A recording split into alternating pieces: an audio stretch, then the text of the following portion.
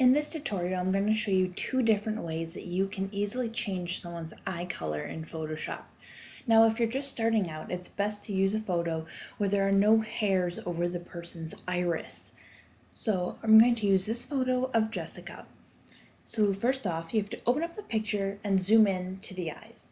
For the first method, which is much easier but doesn't give you as realistic results, you're just going to create a new layer. Then pick what color you want the eyes to be, and you can change that easily later. And then just paint over the irises with a soft brush. Then change that layer's blending mode to either overlay or soft light.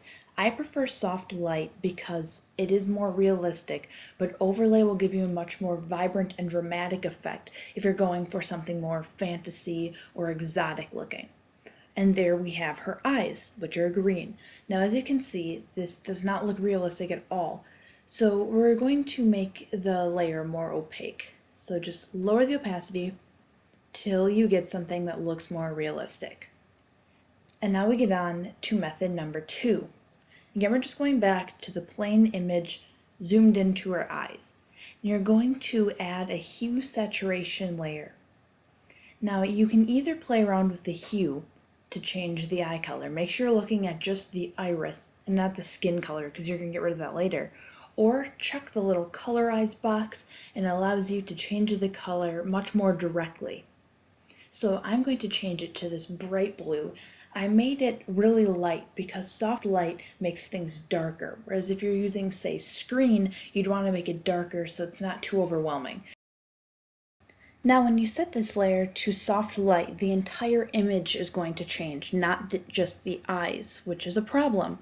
So you have to go to the layer mask that is attached to that layer, and it looks like a little white rectangle, and you're going to click on that, fill it in with black. Your picture will look just like it did before you added the color.